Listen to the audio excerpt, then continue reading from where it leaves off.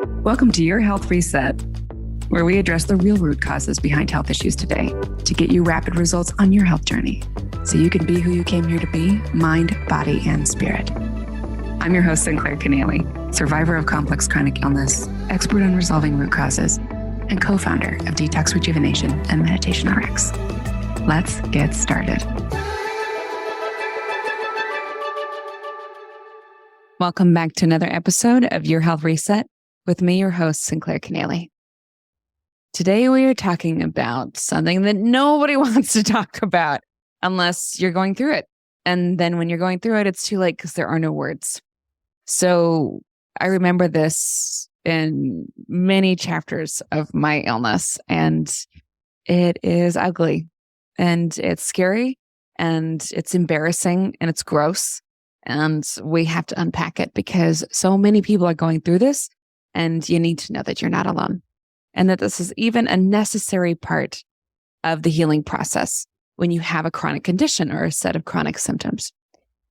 So I like to call this part of the journey the breakdown, because you're literally feeling your body fail you. And you're also watching your life around you, or what you thought was your life, fall apart. It's falling away. It's disintegrating. You feel like your body's letting you down. You are losing a part of your ego that's very outdated and needs to dissolve and integrate and just break up into these pieces. And it's a really scary process for most of us. And it lasts way longer than we wanted to, for sure. Certainly, we don't have the capacity for it in our culture. And we're just like, hurry up, get it done. This is so scary. Can we go back to normal, please? Can we go back to normal? And the truth is that normal, whatever we thought of as normal, is over. Your illness is there to serve you as a way to decompose the parts of your life that are no longer serving you. That's what your body and that's what your psyche are using it for. And it has a purpose. And it's scary to feel your body fail you, to actually have to attend to it and really slow down and investigate what went wrong.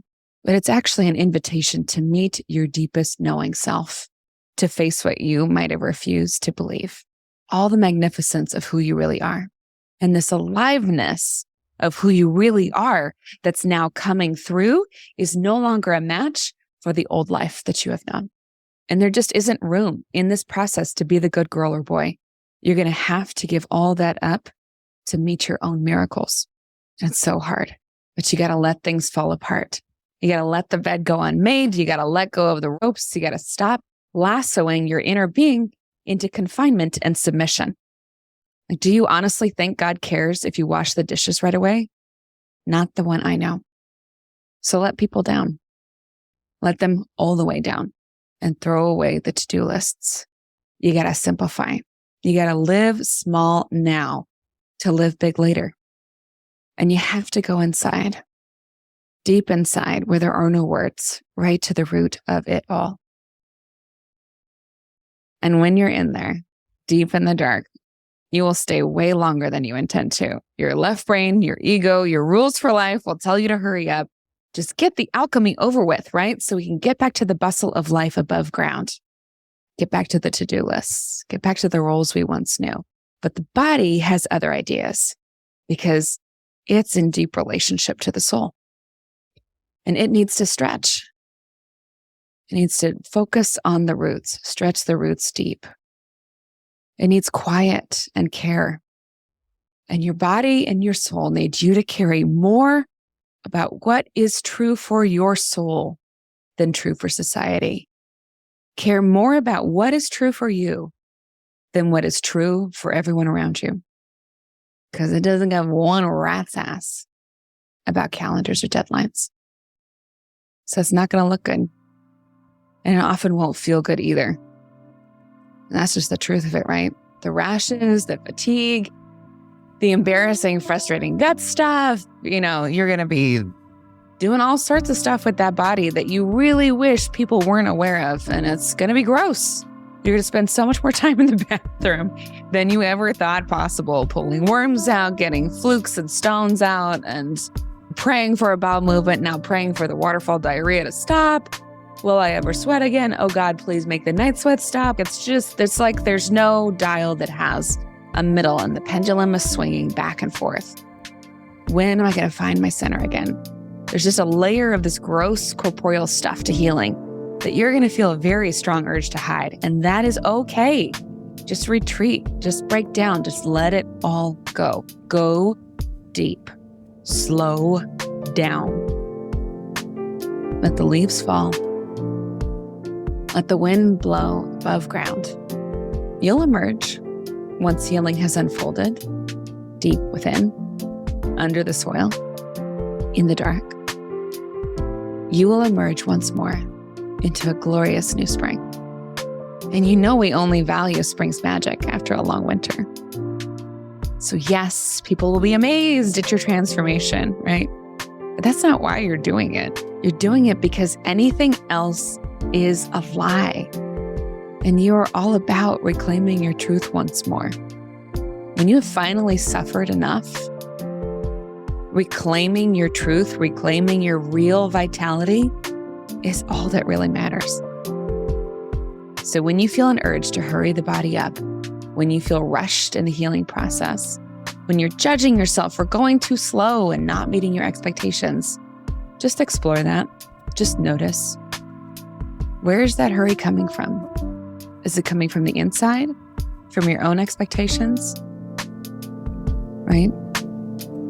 Is it coming from an authentic desire to be free? Or is it coming from an imposed desire to just conform and get back to normal, right? Sense into the part of you that's afraid or rushed or impatient. And just hold it. Just say thank you. Just say welcome. Thank you, thank you, thank you for sharing your concerns. Welcome. I'm sure that makes sense. Just keep saying thank you, welcome. Thank you, welcome. Don't push this part of yourself away that wants to rush, that is afraid that if you don't hurry and get back to the roles that you played before you outgrew them, that you will no longer be loved. That's a valid concern. Welcome that part of you in. Say welcome, thank you, welcome. Send the breath into that part. Welcome the part. Give it all the time it needs to relax, dissolve, and dissipate into the fullness of who you are and the fullness of your awareness once more. And just remember, everything you want is available to you in its truest form now. Maybe not that calendar date or that arbitrary metric that you assigned imaginary importance to, or that weight on the scale finally coming up to a normal weight or coming down to a normal weight. Because boy, chronic illness will really mess with that, won't it? But the essence of what you think you want, the peace, the centeredness, the safety, the belonging, the love, whatever the essence is of what you really deeply need and want, is absolutely available to you right now. Just slow down. Receive the essence of that. Receive it from the planet. If you can open to that portal, receive it from God or the universe. If that resonates for you, it doesn't have to come from your neighbor or your girlfriend or your boss or that friend that used to get you but doesn't anymore now that you're going through this huge, ugly breakdown. It's not going to come from them. It's got to come from within. So let the breakdown happen. Embrace it. Even savor it. Let everything fall away except for the most magical essence of who you are that cannot be destroyed. And that's when you know that you're on your way to your spring. That the end of winter is near. And savor every minute. As scary as it is, as gross as it is, be present for it all. I thought I was going to die so many times in this stage, and I fought it, and I fought it, and I fought it, and I just refused to trust myself. I refused to take responsibility for my body. And you know what? Still had to do it in the end. Still had to savor every fucking minute on the toilet, on the bathroom floor with an enema bucket. And I know that there's a magical thread in this for you too. So just remember, you're not alone. This is one stage of healing, and it's necessary, but it also transforms. It's inevitable.